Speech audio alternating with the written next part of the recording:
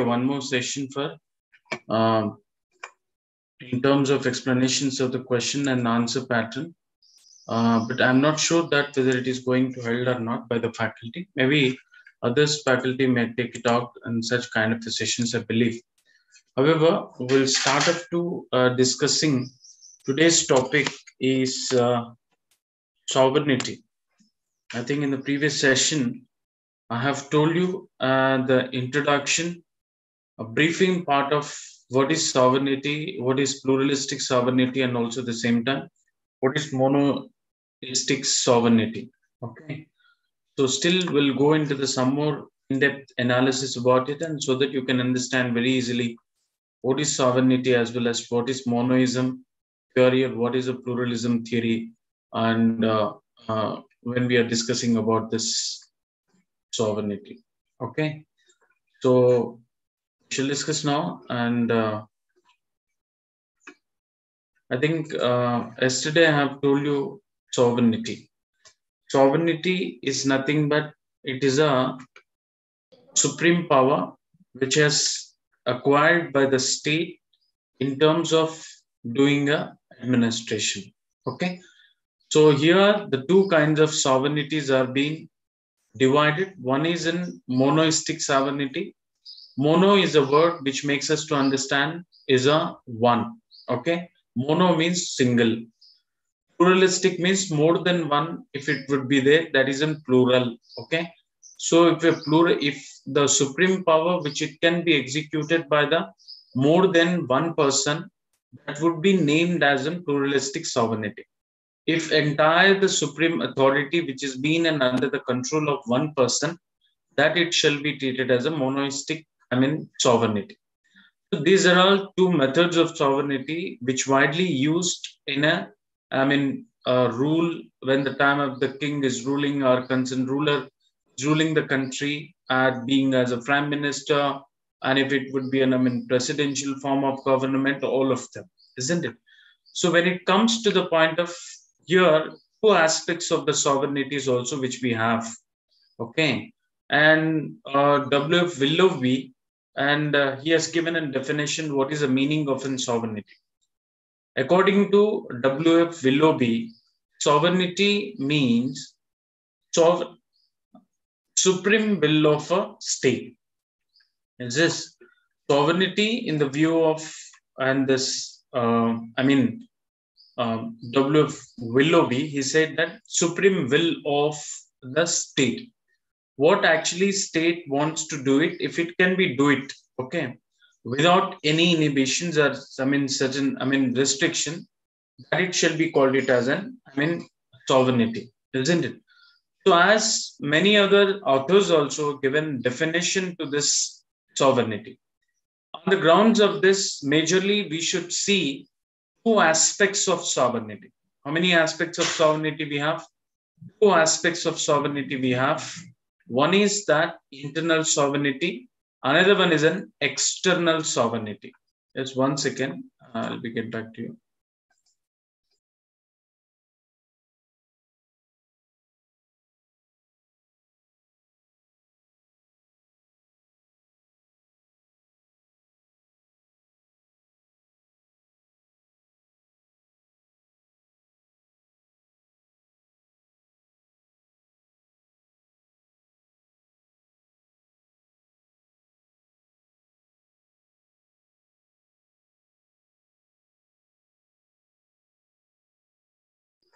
Okay.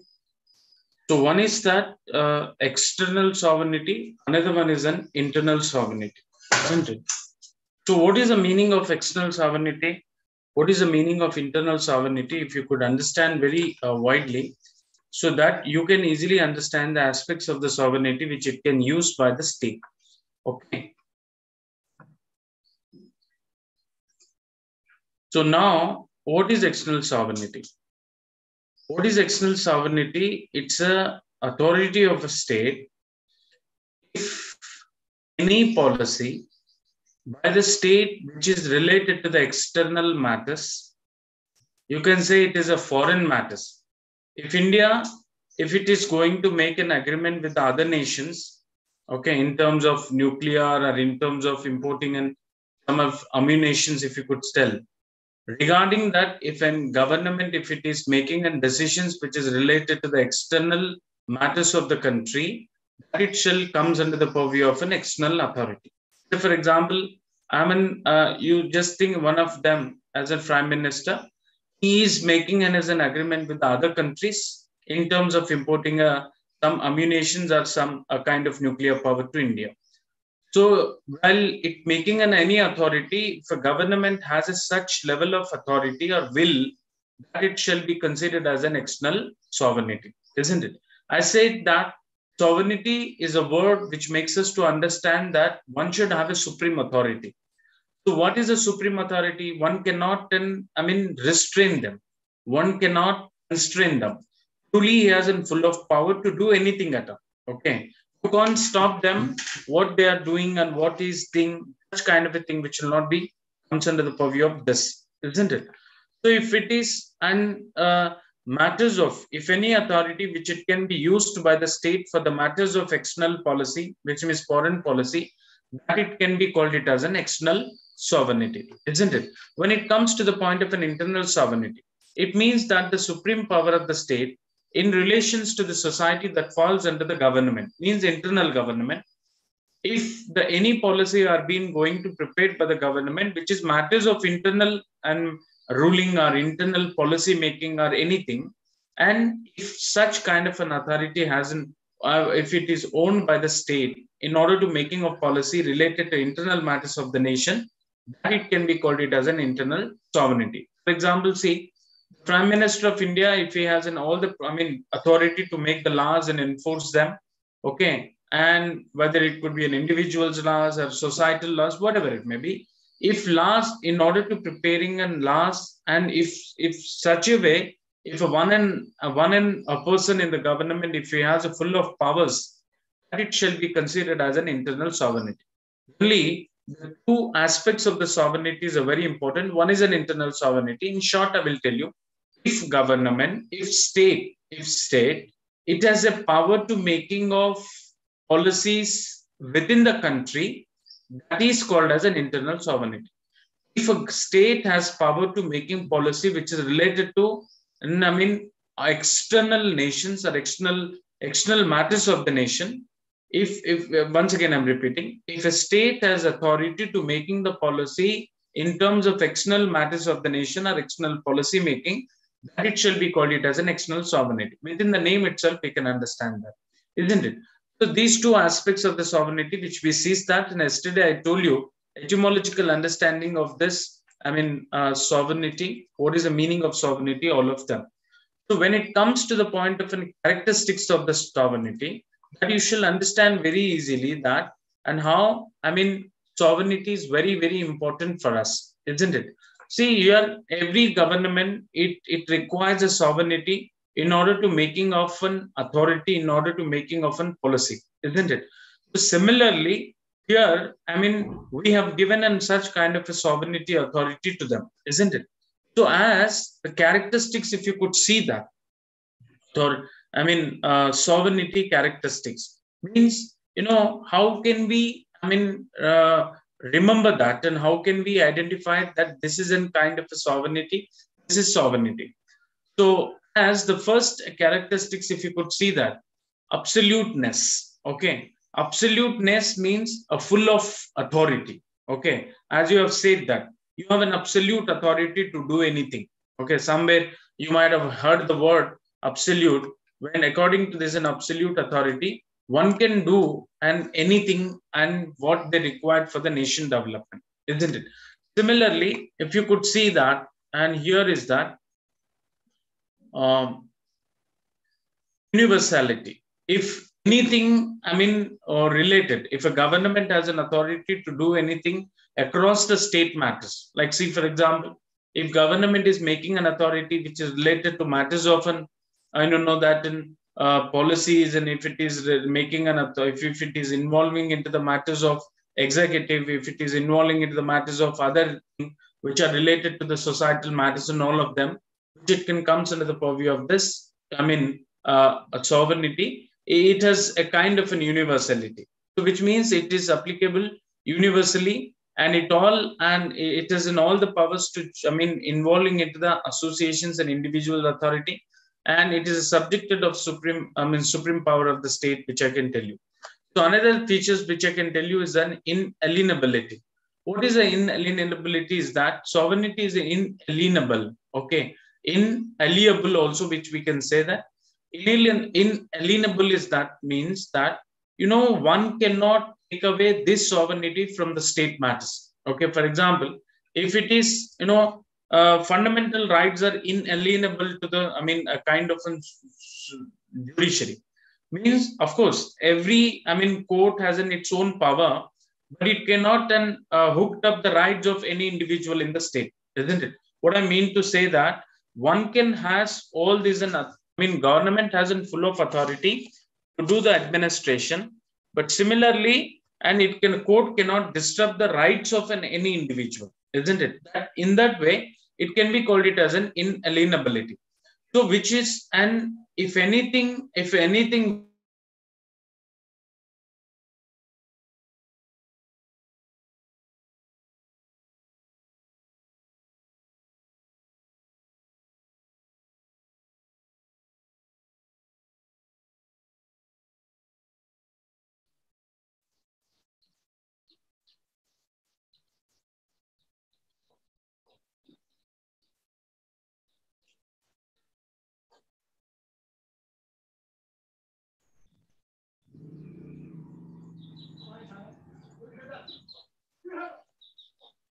Sorry, your voice is not audible.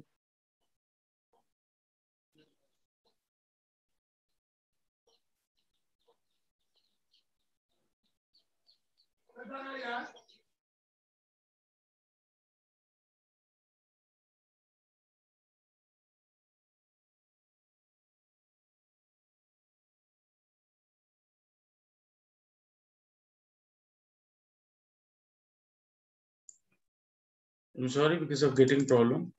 Yeah, I had a network issues. Sorry for that. Okay, I got. I mean, once again, it got it. So of course, if it is related to the matters of, I mean, if a state which cannot be away from the using of supreme authority, that it shall be considered as an inalienable, isn't it?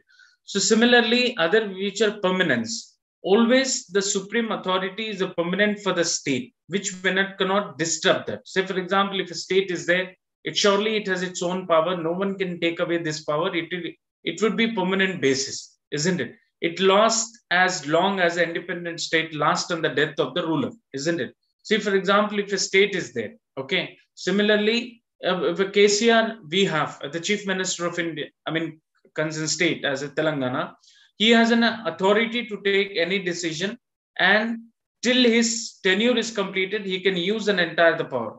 So right from in the span of 5 years, that it shall be considered as a permanent power to him, which cannot anybody disrupt them, isn't it? So that sovereignty, which has an features, is that permanence and indivisibility, which we can't divisible it. It has its own and exclusiveness, and no other authority which it can be on par with the sovereignty of a state. So all these features, which it can be considered as a features of the sovereignty, isn't it? So as I've said, and kinds of sovereignty. How many kinds of sovereignties we have? We have kinds of sovereignties in the different discipline. Let me tell you, titular sovereignty. What is a titular sovereignty? Titular sovereignty means sovereignty in the name only. Like, see, for example, namesake power. Okay, it has no real power at all. The best example for the titular sovereignty in India is the President of India. That is the reason for President of India we call rubber stamp, because he doesn't have a such level of a power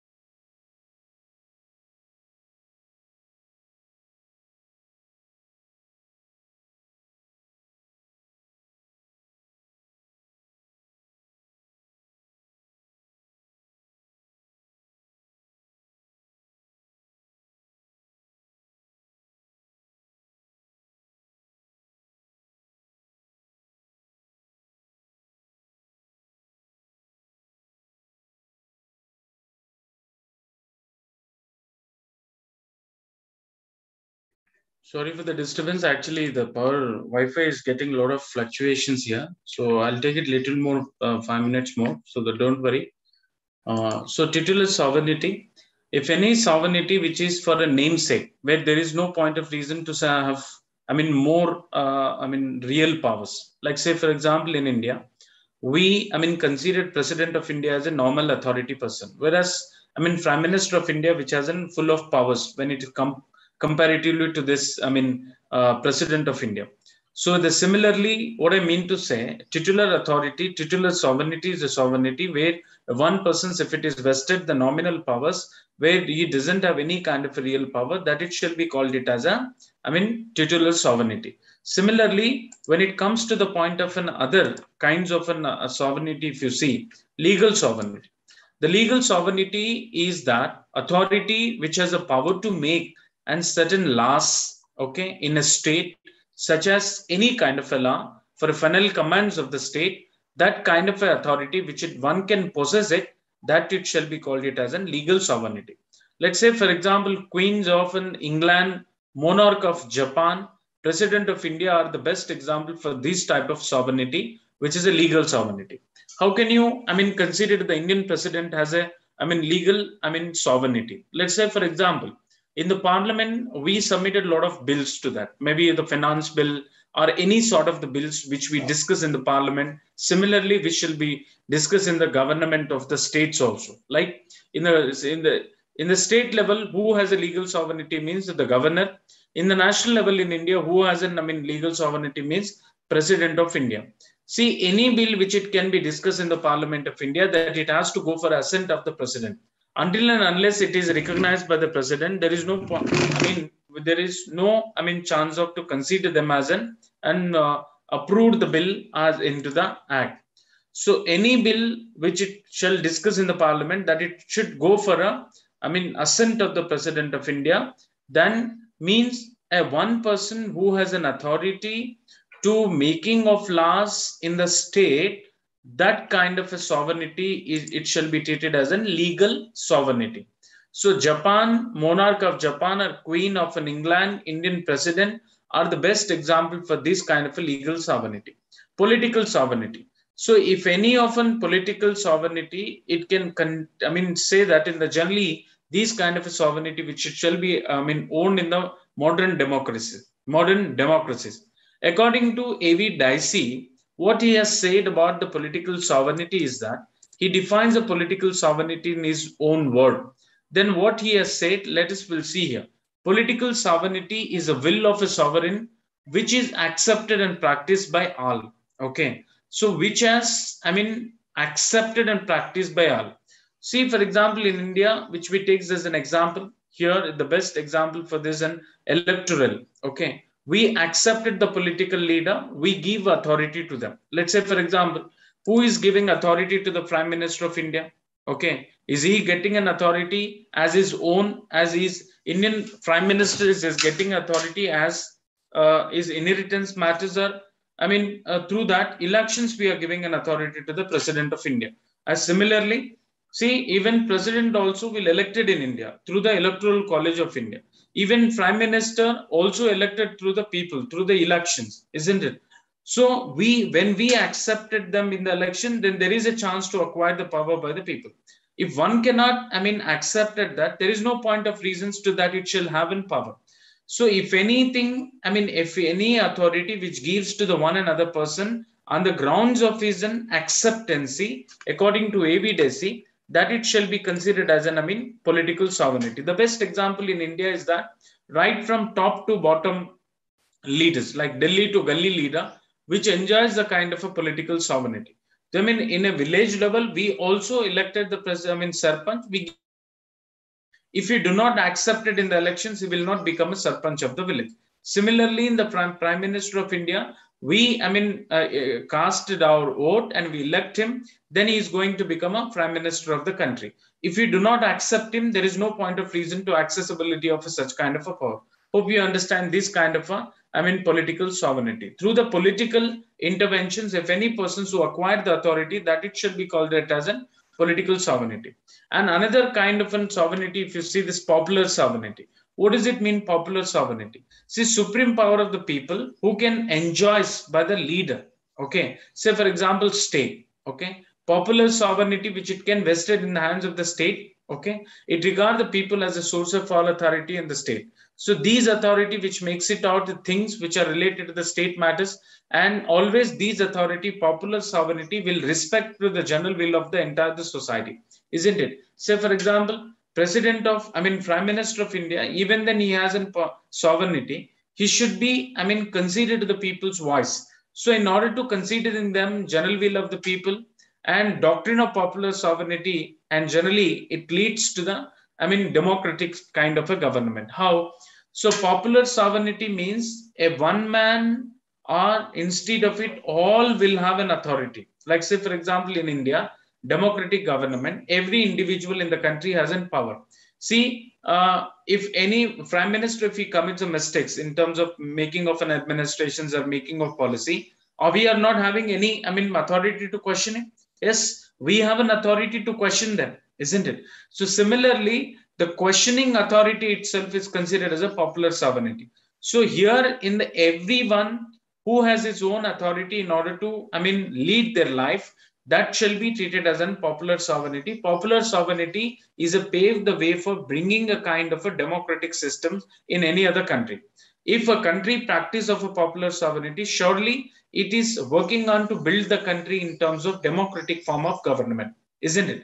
So if there is no popular sovereignty, we can say there is an absence of democracy, isn't it? Generally, in a democratic form of government itself, we see the more and more kinds of, popular sovereignty here. And similarly, there are two kinds of sovereignty, some more sovereignties we have, de jure sovereignty and de facto sovereignty. What does it mean, de jure? De jure is a French word which means legal.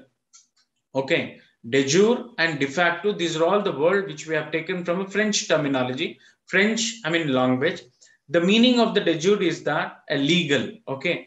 De jure sovereignty is that which it can be vested by the any of a state by the law. Okay. So here in India, we can consider them de jure as a legal power, but he does not do anything. Say, for example, who is a de jure sovereignty person in India. De jure authority which it can given to the person is a president of India. Is a only legal law where he doesn't have any kind of a practicality of law. Similarly, de facto sovereignty. What is de facto is a French word which means an actual or real power. Who has a real authority in India? Prime Minister of India, isn't it? Who, if any persons who consist acquired a real authority, real power in order to making of policy, in order to ruling the entire country, that kind of an authority, that kind of a sovereignty, it will be treated as a de facto. De facto means real authority. De jure means nominal authority. Best example of the de jure is in President of India and the Queen of England, whereas de facto authority, which shall be considered as Prime Minister of India, where he has all the power, he has every right to exercise on all the powers which is related to the state matters. Similarly, we too have a challenges of sovereignty here. First challenge, if you could discuss here, challenges means some of the disadvantages. That way we are getting a hardship to, accessing of such kind of sovereignty.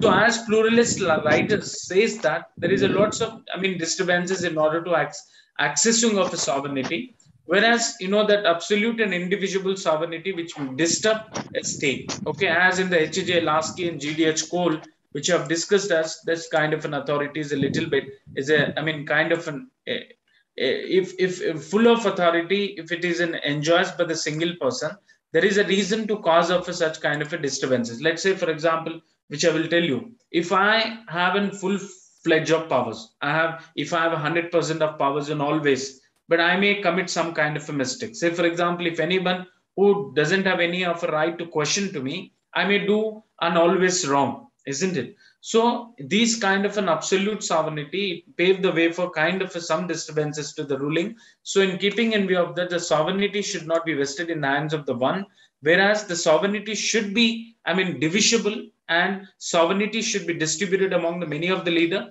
So there is a possibility to executing the general will of the people. So if one, see for example, if one college, okay, one principal, if it has, okay, the big college, okay, if it's a one principal, if it is consist, and he may and not to do proper administration, isn't it? So, but if it is big college, if the 2 or 3 principals are there, they can handle the kind of a government. So in keeping in view of that, if a power, if it is acquired by the single person or vested in the hands of the single person, it causes of disturbances. So these causes of disturbances, it brings some sort of negative challenges to the sovereignty. In keeping in view of that, the H.J. Lasky, some of the modern scholars and modern thinkers have, criticized to the, executing the sovereignty authority in the hands of a one man, isn't it? So like, say, for example, there are many examples which has given as in that. So in this, when it comes to the point of monoistic theory of sovereignty, monoistic theory of a sovereignty, which shall discuss the things which are related to the one person, how he exercised the power. Like, say, statements of Austin monoistic theory. What Austin have says to this in monoistic theory. If a determinate human superior is not in a habit of obedience like a superior, receives habitual obedience from the and bulk of a given society, the determined superior is sovereign, is that society is a society political and independent. So what it means here is that what it is saying, Austin theory, is that, so if monoistic kind of a theory, it shall bring some kind of a negative effects to that, ruling of a state.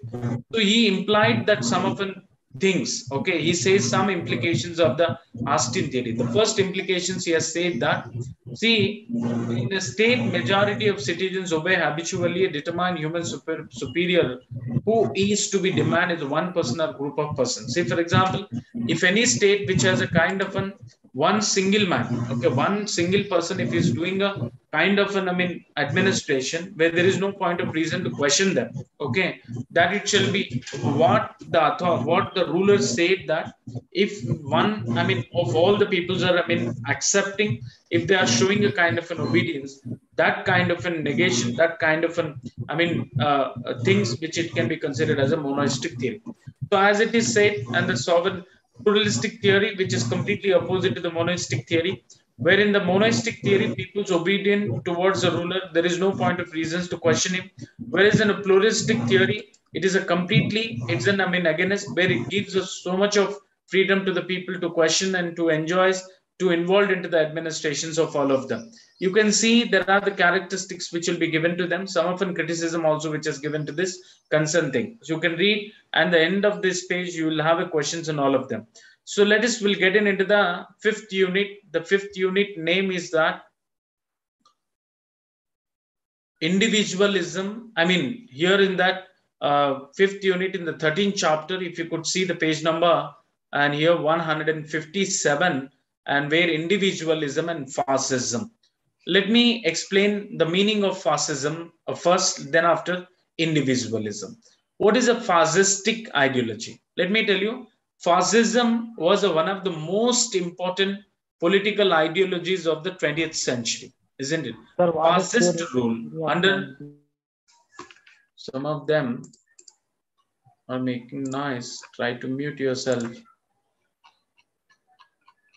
Okay, fascistic means, you know, what is a fascism? First, let me explain to you. I think you might have listened the name of rulers of Germany and Italy, like Hitler, Benito Mussolini, all were treated as an fascist rulers. This is almost subsections of a totalitarian state. And as I was telling in the previous sessions class, theocratic state meaning, totalitarian state meaning, and other state meaning, which I have explained to you. In the totalitarian state meaning, I said that if a man who has entire controlling power on a state, that it shall be treated as a totalitarian state. I gave names of a few rulers, Benito Mussolini, Hitler, all of them. Okay. Like from Russian leaders and all of them, we have seen that. So, and what is fascism? That fascism is a name or political force which led by the Benito Mussolini. It came official ideological base in a dictatorial regime. This is established for the first time in the Italy between 1925 to 1943. And fascist, it can be, explained in the different, scenarios where there is no, stance meaning for the particular thing. See, if you see the Benito Mussolini's stature of administration, or Hitler, who had a full of control over the state, who never listened anybody's words, who has a kind of authority. He implemented the things on the grounds of domination. Like in the fascistic kind of a government, there is no point of reasons to ask any questions to them, isn't it? So as no freedom, no liberty, no rights, and nothing will be given to the person, the people in the state, if it is a fascistic state, people treated as slaves. The king has all the powers. If he decided to do anything, he has every power to do anything in the state. Close the class, bro. Close the class.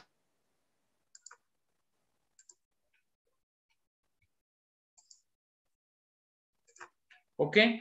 So if he decided to do anything, he has every right to do things, isn't it? Similarly, when it comes to the point of the elements of the fascism, these are all the one way to understand the pure meaning of fascism. Fascism means if a leader who has a full of authority, who has everything to control over the people, who actually administrate on the grounds of domination, where the people do not have any kind of rights or liberty or freedom, nothing shall be given to them. That kind of a state, which it can be called it as a fascistic state. Like see Hitler, Germany, if anyone who speaks, I think he has assassinated all the crew of Jews in the Germany. Okay. జర్మనీలో Hitler అధికారం 1930s తర్వాత వచ్చినప్పుడు అక్కడ ఉన్నటువంటి Jeeves ఈ జర్మనీకి సంబంధించినటువంటి nationalism ని యాంటీగా ఉండే వాళ్ళందరినీ కూడా చంపేశాడు Hitler. Okay, they use to, if you could see somewhere in the news or somewhere you see that many of there is an command suicide and together suicide things which used to take place. At a time he used to kill thousands of people, isn't it? So that if anything he does, there is no point of question to them. No one has an authority to question him why he is doing such a way, why are you doing such a way. Such kind of the question will not be posed into the kinds of fascism. What he thinks in his mind, he will execute it very easily. That of course now presently also we see some few of the states like Russia as he never listened. He is not listening anybody's words over here. He declared the war, and I mean Ukraine. Okay, now the war is being taking place between the Ukraine as well as to the Russia.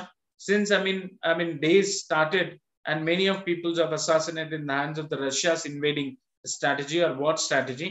So if a person who do not listen anything and the people's voice or anything, that it should be called it as an fascistic kind of a government. The best example is that we can see the Russia in the modern time, and even if anyone who do not gives and rights and liberties and right freedom to the people, who always makes it as a point kind of a monarchy or dictatorial kind of an administration, that it shall be considered as a fascistic kind of an government.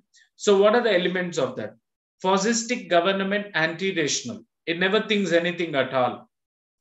Rationality means thinking what is right or wrong.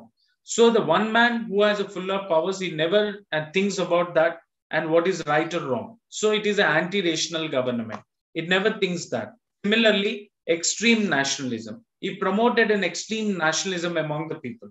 Okay, I think you might have seen that even in India, like some of the leaders of in India, which used to say, give blood and I'll give you independence. Like Subhash Chandra Bose, if you see that, and give blood and we give an independence, isn't it?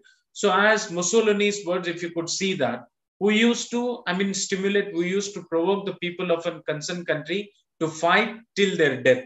Similarly, Hitler, who used to give the chemical to the people to fight for a long time. The peoples have abandoned their life and families who, engaged with the war for a long time, who lost their life. Many of peoples have lost in their life. So it's a kind of an ultra-nationalism, okay? It's a kind of feeling of a country will be, provoked from the people. The peoples will then started do or die for the country, okay? They have a kind of a nationalistic feeling, very deep nationalistic feeling they'll have. So fascist belief of a nation is a single organic entity. So there is no nations on par with that. This nations is our, great nation. No other nations will be treated as a great nation. Such kind of an extreme nationalism, which it can be promoted among the people by the fascistic kind of government. So ikkada, religious संबंधिंచినటువంటి వాటిని provoke చేయడం. यहाँ पे state कभी, यहाँ पे जो लोग हैं, जो ruler यहाँ पे रहेगा, सारे लोग को यहाँ पे nationalism के feeling के ऊपर, religious, a kind of things who promoted that, who never, stress that and what is right or wrong, who makes it and think and nation is great in all aspects, okay? Who made it their voice, who made the people to respect the nations forever and ever. They never listen anything, such kind of a stature which will be considered as this fascistic state. Corporative state. Fascism conceives a cooperative state which covers all the controls, all the economic activities of the country. They do not accept anything which can come from the outside of the country. They respect our country income should be utilized by ourselves. Our country things should be utilized by ourselves. Our things which should not be distributed to any other nation, but they feel that in a closed kind of a society. So cooperative state and fascist organized industry, agriculture, economic services, and all of them. So they do not use any kind of a material from outside of the country.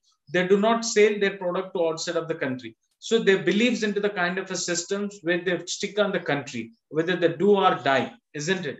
So such kind of a cooperative state also is one of the features and elements of the fascistic state. So this state and another, element is a strong state.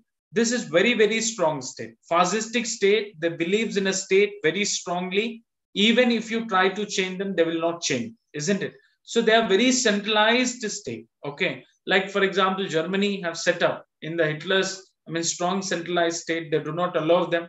The Jews have, migrated from one place to another place. He killed any of one of them who have come from, like France and some other countries. If any people who are there in the Japan and Germany who have, written them, who have said them, Hitler said them to go back to their country. If anyone remains in the country, he killed them, isn't it? So such kind of a thing, strong state nature, which is one of the elements of this. Another one is a totalitarianism, also one of the features of this fascistic state. And fascistic state, it behaves like a dictator. Okay. In this, the state, nothing will be treated as a government ruler or ruling, and nothing will be takes place. So always is a war and violence. It supported war and violence. So fascistic state, the best example which I can tell you, Russia. It always promote the war and violence, isn't it?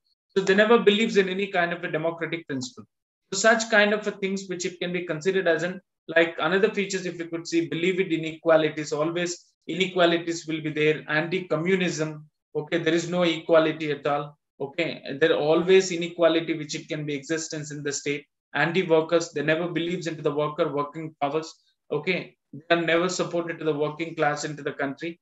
They are always opposed against the women's empowerment, women freedom, and all of them. Beliefs too, women should be stick on to the home. Anti-democracy, racism will be there. Okay, I mean, a lot of, I mean, negative thoughts which will be there in the fascistic kind of a government.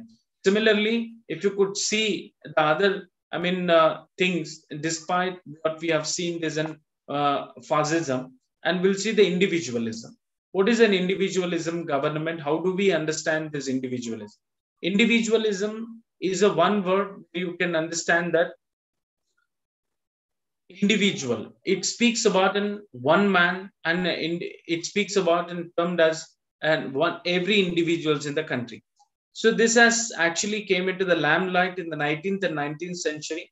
According to individualism, the state should merely play a defensive role, which means the state must perform only basic functions like defense of territory and protections of citizens, the maintenance of law and order, all other things which it can be considered as. So state just to be as a police state. In the individualism, it works like say protections of the state, isn't it? The English word individualism draws inspiration from the French phrase laissez-faire, which means leave alone. Laissez-faire state is nothing but the interventions of the government would be a less in generally, but as in terms of that and leave alone. So here is that it gives a freedom to everyone who can live their life as usually they live. There is no point of reason to put dominations on them. Who have, I mean, followed this kind of, things means, and here many of scholars have supported a kind of an individualism, individualism kind of a state.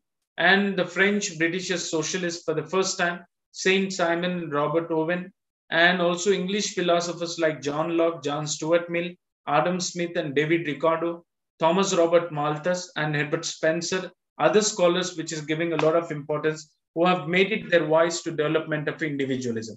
Here, individualism always is opposed to the fascism. Why? So here, every individual has an every right to do anything. Every person has a full of freedom to do anything. He lives his life as he wants to that. There is no restrictions in all of them. If you see the elements of the individualism, a kind of a state here, we see there are a few elements which we have seen that.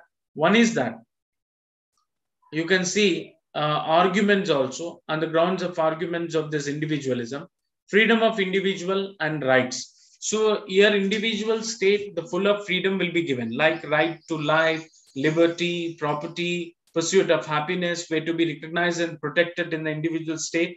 Individual state is similarly like a democratic state, where one and everyone will be treated as in similarly, treated as in full of authority. No one can restrain them. Limited state intervention. Here everyone enjoys as they wish. There is a less role of government. The state intervention will be there in the individual kind of a government, and the state importance in the, individual's life will be less. That's the reason I said laissez-faire state. Laissez-faire state means intervention of the government, if it would become a less, where individual has a full of rights to enjoy them. That kind of a thing which it can be considered as a laissez-faire state. Means less government intervention will be there. People has an every right to enjoy them. So here government, of course, government will intervene into the matters of the people, but very less. Okay. Here the government will goes very less in the interventions of the, people's right. Here the people can enjoy everything. People can do the things and they have a full of liberty, full of rights, full of, they can pursue their happiness. No one can restrain them. No one can constrain them. No one can disturb them. Is it? And whereas this is completely opposite to the fascistic kind of government. There is no right. There is no kind of a liberty. There is no kind of freedom to them. Always government intervene in the matters of the individual. What government said, the individual has to obey, isn't it? So whereas the individualism kind of a government is a complete the government, as it looks like a, kind of a, democracy. Whereas in the individualism, one can enjoy his happiness, and similarly, he can acquire the private property. There is no restraints to them. There is a huge competitions which will be there one another. So as I wish, then I can start my business. You can wish, you can start your business.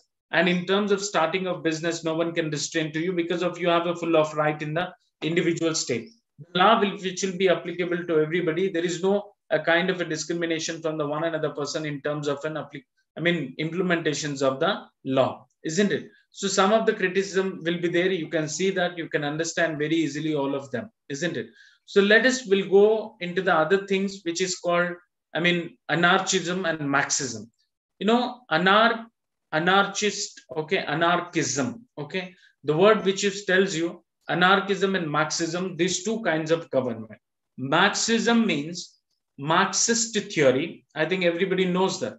Marxism is similar to the socialism. Here, everybody will be given an importance in the society, especially the poor people, which gives a full of authority in that, means proletarian community. Similarly, if you see the anarchism, can be described as a set of attitudes centered in the belief that government both harmful and unnecessary, isn't it? The classical period of anarchist theory, the practice has long been associated with the working class movement of 19th century. So as the most of the authors have supported to the anarchism, William Godwin, in his book in the year of 1973, he said that the anarchism is an inquiry concerning to the political justice and influence upon the general virtue and happiness. Dintlo, atani book lo he says that, literally means without the government. Okay. Any state which doesn't have a government, the state is called it as an anarchy. Okay. Anarchy is a word come from ancient Greek word, means anarchos, meaning without a leader or ruler. Ikkada ee state lo ये विधमाइनटुवंटी ruler undo यहाँ पे state में कोई तरह की government नहीं रहेगी केवल यहाँ पे पब्लिक यहाँ पे उनको अथॉरिटी दिया जाएगा सारे लोग तरह आपके मर्जी के तहत यहाँ पे एडमिनिस्ट्रेशन कर सकते हैं और रूलिंग भी कर सकते हैं यहाँ पर किसी तरह का इंटरवेंशन नहीं रहेगा अनार्किस्ट गवर्नमेंट में कोई लीडर का इंटरवेंशन नहीं रहेगा कोई गवर्नमेंट का इंटरवेंशन नहीं रहेगा सारे पब्लिक एक ग्रुप बनाकर वो एडमिनिस्ट्रेशन कर पाते हैं so such kind of a state which it will be treated as an anarchist state as I have said, without a leader or ruler, isn't it? Anarchism is also known as a political philosophy which holds the ideas, and this should be no state, no private property, no police, no military, no law courts, no organized religion. So anarchist state, which it can be considered as like a no state, no, rules, no regulation, no rights, nothing will be given to them.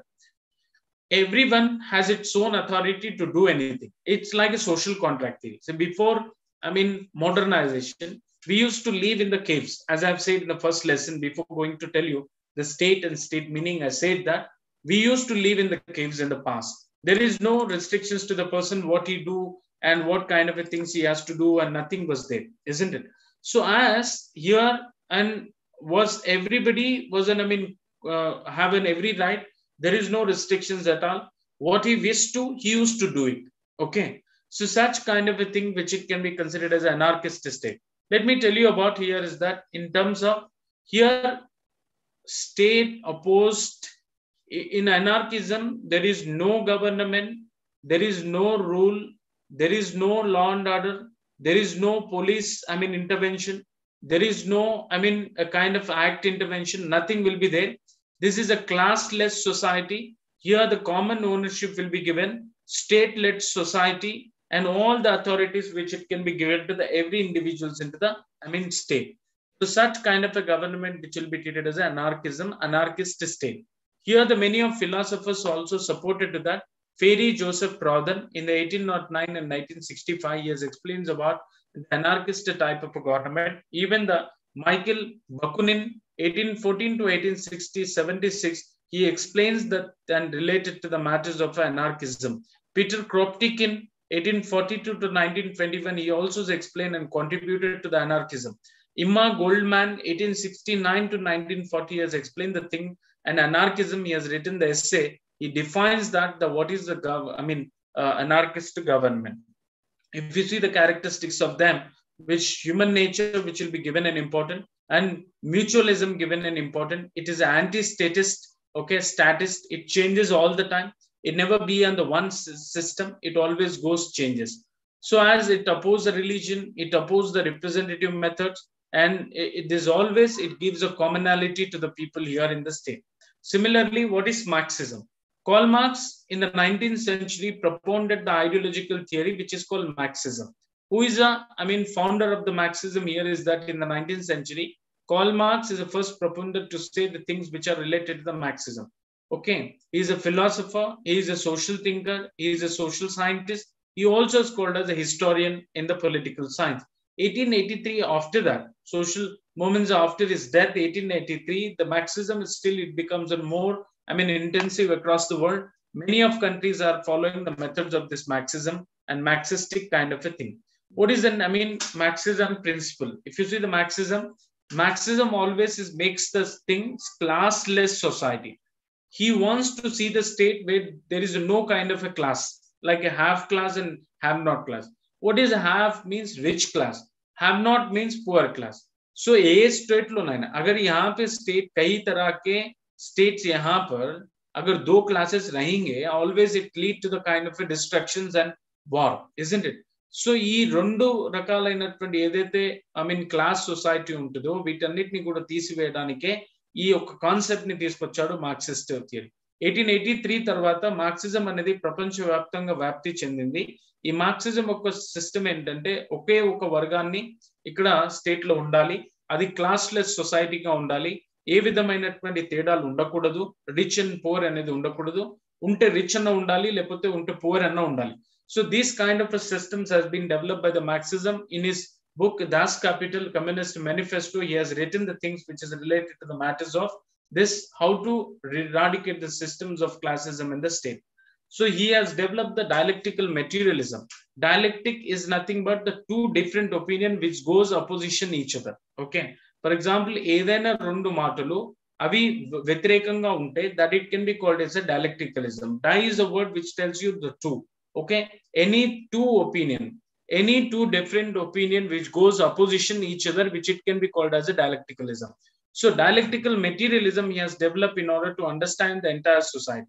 He also proposed the historical materialism, and he said that thesis, antithesis, and also at the same time he explains that synthesis also. He has developed the alienation theory in order to understand the society, in order to remove the capitalistic society into the state. He always against the capitalistic society. What is a capitalistic society here? Capitalistic society means investing class, rich class. Okay, he always opposed to that because he say पैसल उन्नवारू rich उन्नवारू rich అయిపోతున్నారు, poor ఉన్నవాళ్ళు poor అవుతున్నారు. यहाँ पे rich कहीं भी यहाँ पे rich हो रहा है और poor always is going to down as a poor. So if this kind of a system which will be there, in order to avoid such kind of a thing, he has developed the theory of alienation. Alienation means to remove. Which kind of system should be removed from the society means capitalistic conditions, capitalistic society. It should remove from the state. In order to that, he explained. In order to bringing the equality into the state, how and it should be developed. He has developed the kind of a concept. It is called theory of surplus. How he has said the theory of surplus in economical point of view. ఇక్కడ rich ఉన్నవాడు rich అయిపోతున్నాడు, poor ఉన్నవాడు poor అవుతున్నారు. Rich ఉన్న వాళ్ళకి rich ని poor ని ఎలా బ్యాలెన్స్ చేయాలి అంటే ఇక్కడ థియరీ ఆఫ్ సర్ప్లస్ అనేటటువంటి ఒక థియరీని డెవలప్ చేశాడు Karl Marx. Karl Marx has developed the theory of surplus. The theory of surplus which makes you to understand that whatever the surplus value it comes, it should not be owned by the investor. Instead of to owned by the investor, that it has to be distributed among the each and everyone, so that an employee of the company similarly will get the wages, and whatever the extra benefits will come to the company after and selling the product into the market. If this surplus value, if it is equally distributed among the employee, again the worker become a rich and investor become a rich. So finally whole class will reach at the level of a richest community. So this kind of a thing Astroguli has explains about the proletarian dictatorship. Proletarian means classless, landless people, who is a very poor people in the society. So withering away the state. Okay, isn't it? There are two models of the Marxist theory of a state. The state is an instrument of the class rule to exploit the proletarian. Second one, the state and all means of production is the hold and control of the proletariat class. See what he has stated, that Marx and Engels, his friend Friedrich Engels said that withering away of a state, it's that, it is an automatic and historical process. While state was an instrument of exploitations in the dictatorship. See, if a capitalistic state if it is removed that, okay, the process of the removing that, it shall be called as a withering away the state, isn't it? Communism, he speaks about equal distributions of the property, equal production of the property. He speaks about communism. So all these theories of, theory of surplus, theory of communism, theory of, the things which are said, theory of alienation, historical materialism, dialectical materialism, all of them, it makes us to understand in terms of this, Marxistic theory. And once again, I'll explain. Marxist is Karl Marx is a founder of the Marxistic theory. Marxistic theory explains that the society should be equally the same. There should not be any kind of a discrimination between the rich and poor. Okay, he wants to see the society where it should be a one, that it should be rich or poor. Rich and poor. So on the grounds of it, that he has explained the thing, isn't it? Similarly, anarchism means ये state है the classless society, यहाँ पे कोई तरह की government नहीं रहेगी. Anarchism में, anarchist state has never supported any kind of a government. There is a stateless state, stateless society, governmentless. Everything which gives a full of liberty to the individual. There is no point of reason to say and anything which is related to the government, isn't it? So as if you see the entire thing so far by now, this class is, all the 5 units are completed.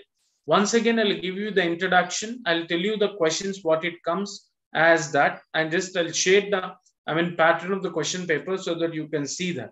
However, you have a pattern of question paper in the end of your book. Okay. The pattern of the examinations would be, and literally in a, 2 methods. Section A, Section B consists of it. Let me give the chance to see so that I will explain here. Can you able to see the screen, everybody over here? Can you see the screen, everyone here? You can text it, you can't speak up. Okay. Fine then. You listen that. See, here logic is that in the question paper, you have all the 5 units, right? In all the 5 units, each unit will give a question one short question, one long question. Okay. Oka long answer vastundi, oka short answer vastundi. Similarly, एक यहाँ पे 2 sections में question paper रहेगा. एक section A में यहाँ पे short questions रहेंगे. यहाँ पे कितने लिखना पड़ेगा? 5 questions you have to write it. Every answer carries a 4 marks. So 5 into 4 is a 20 marks for a section A. कितने यहाँ पे लिखना चाहिए आप लोग को? How many things you have to, how many questions you have to attempt in the section A? Any 5. I think you have seen that in the any 5 of the following questions in a 10 lines, you have to write it. Each question carries a 4 marks only. कितने देंगे आपको? And here is that 10 question they'll give you. Any 5 you have to write. Any 5, there is no internal choice. Any 5 you have to write. And out of 10, any 5 you have to write it and as a short question.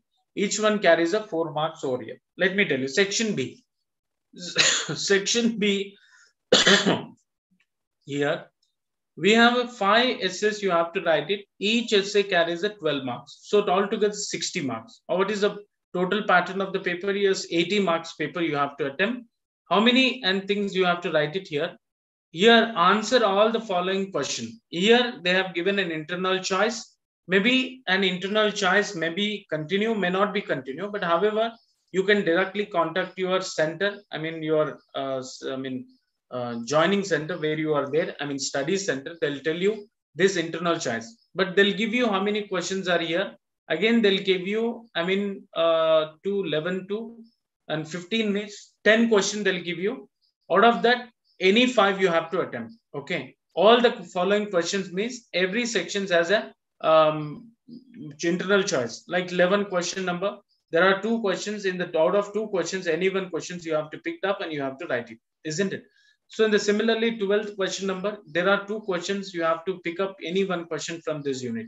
So this is all about a thing. And the section C, which is consists of 20, marks, again 100 marks, that it would be an internal for you, that would be a final for you. These are all MCQs, okay? And even the match the following and fill in the blanks will be there. And 1 mark will be there. 20 bits they'll give you. 20 you have to attempt it. If you filled it and 20, then you will get the 20 marks. This is all about 100 marks paper. You can understand very easily what I have explained the question paper to you, to everyone. So I'll give you the chance to speak up now for 5 minutes so that you can ask me the questions which are related to the lesson and unit. If you have any doubt, and please speak loudly so that I can listen that. Please speak up. Unmute yourself and speak up. Sir, Yeah. what is Nazism? Nazism is a Germany. You know, it's a kind of a thing which is, dictatorial rule. Nazist. Okay. Like he has proponed an ideology, Nazist ideology, is a dictatorial rule. Okay. Single rule. It is the best example for that, fascistic. See, Benito Mussolini adopted a Garibaldi strategy. Okay. Germany, Nazi Germany. Similarly, that in Soviet Russia has adopted another thing. In that way, you can see that. Okay. Dictatorial rule is in Nazi Germany. Okay. Anything else? Sir, what is pluralistic theory of sovereignty? Yeah. Pluralistic theory of sovereignty means plural means more than one. If it, if a sovereignty means authority which it can owned by many of people. So, for example, if authority which is in controlling by many of people in the state, that it shall be considered as a pluralistic sovereignty. Okay. Rest of them, please, mute, and the others are asking the question. So, yes, model papers I have explained to you. And if still you want to see, and please go back to your last page of your book, there you can find out the question paper pattern. Okay, that is not question paper final exam. That is only model or pattern only for your final information. Sir, what is critique of individualism? What is that? Critique of individualism. I'm not able to understand. Speak up. Critique of individualism. You write the text, I'll see you. What's your name? Narendra, sir. Narendra, please write to the chat box, so I'll read it and I'll tell you. Do it immediately.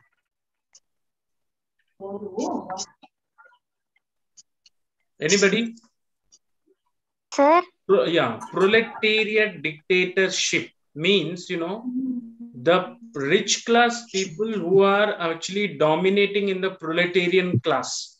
Proletarian class means, the people who do not have land, are landless people, are powerless people, are the poor people. Okay, that it shall be proletariat. So the proletariat dictatorship means, and the time of in the Germany, many of the states who used to, dominate on the, this poor people in the state.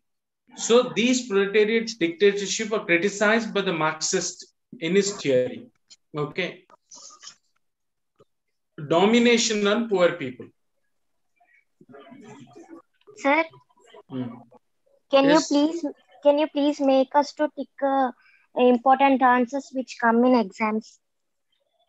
No, do one thing. Actually, I have said that. Say, for example, in the first unit, your unit is that. Otherwise, you take it over what I have explained. Describe, otherwise, write a short note on pluralistic sovereignty. Is a one question, short question. Okay. Otherwise, a question may ask from the unit, write an essay on different aspects of, or write an essay on sovereignty. If the question asked like this, write an essay on sovereignty, and you have to write about sovereignty, meaning and definition, and you should write the aspects of sovereignty, means two aspects of sovereignty. One is internal, one is external sovereignty. And you have to write kinds of sovereignties also, tutelar sovereignty, legal sovereignty, pluralistic sovereignty, all these things. Then your essay will be sum up. Okay. So like every, unit, there are the question directly will ask. Okay. So you are you are academic student, the question will ask directly only. Sir, welfare Mr. measures. Narendra, you tell me. Sir, welfare measures of India, sir. Welfare Measures measures of of India. India. Yeah. The welfare measures of India, if you take it as India is giving a free of basic amenities to the people, like free of distribution of water and free of food distributions. You have seen free of health facility, like by establishing the community centers in the district and state level and all of them. Okay, these are all the measures, and even it is taking responsibility to protect each and every individual, like providing security to them, providing food security, providing kind of an general security. All of them the government is doing for them. So all these measures can be treated as a welfare measures of in India. Thank you, sir. Okay, Mr. Narendra, you asked a question, individualism. Yeah, I will go. I will go yes. I will go one by one. Here, the question asked by the Mr. Narendra, there is a critic of individualism. You know, critics of individualism means, I say two kinds of government. One is an individualism. Another one I said fascistic kind of. Individualism is that here the government intervention will be very less, full of powers which will be given to the individual. So, and these critics, if you are giving the full of powers to the individual, he may not utilize properly. Say, for example, if I have all the powers and no one there to constrain to me, I may commit the mistakes, isn't it? See, for example, these kind of critics. So the power should not be given more to the individual. It means that, okay, you read once the lesson, you will understand everything. Critic means vimarshinchadam. So structural functional approaches. Yeah, structural and functional approaches. Let me tell you in the beginning, which I've said that functional approach is that which makes you to understand the things, how it should be function. Let's say, for example, government. You know, government is doing some policies and all of them. How it functions that, isn't it? Say, for example, if you'd like to eat a food, okay. If you'd like to eat a food, okay. What are the functions to be there? You have to, take a plate and you have to take an ingredient, you have to make a food, you have to eat it. Similarly, the functionalism approach makes you to understand how the functions of the government it runs, isn't it? The structural process is that, structure is that a building process. So how a government is built up. Say, for example, in the structural process, we see the different kinds of the state method, whether it is in monarchy, whether it is in dictatorship, whether it is a democratic form, and all such kind of the things we shall discuss in the structural approach. You can see that in approach you shall understand, but I just given an example to you because of time is not sufficient to explain all those things. Anything else? Share a question bank. So I opened a question bank. What is? Excuse me, sir. Yeah. Sir, in democracy, do we have individualism? Sorry? In democracy, do we have individualism? But we have individualism, but it should be in some limits.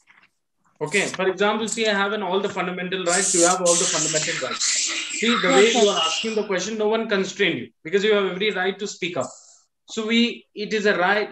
You have every right given to you. It doesn't make sense that one should constrain you. Similarly, if the way of your asking is a sum or is an advance, I will constrain you. If it is not a subject matter, I'll constrain to you. So because we have given a full of power, you have an individuality, but there is a limitations on individuality. So in that context, we say the democracy. So that means, sir, in democracy, we have some constrictions on the individualism. But in actual individualism, we don't have any constrictions upon that. That's what. Okay. Political science, European contributions, sir. Yeah, European contributions to the political science. Good questions, and I'll tell you that. See, most of scholars are from European countries. Let's say, for example, many of them, like say Karl Marx and all of them, Friedrich Engels and all of them, we say that most of them, the scholars are, Europeans. They have contributed in the different setups of political science. As I've said, the functionalism, structural functionalism, theory of political science, kinds of theories like normative approach, like empirical approach, all this have developed. So, एक subject पढ़ने के लिए, in order to understand the particularity about a subject, most of the scholars have contributed, isn't it? So like today, if you do not have an European contribution, there is no point of reason to understand the many methods in the political science. Understand? Okay, sir. Sir, what is feudal state? Feudal means landlord state. Feudalism, the word it makes you to understand that if a state which is owned by the rich people who are landlords, okay, it can be called it as a feudal state. Okay. The best example for the feudal state is that again it has a nature of dictator.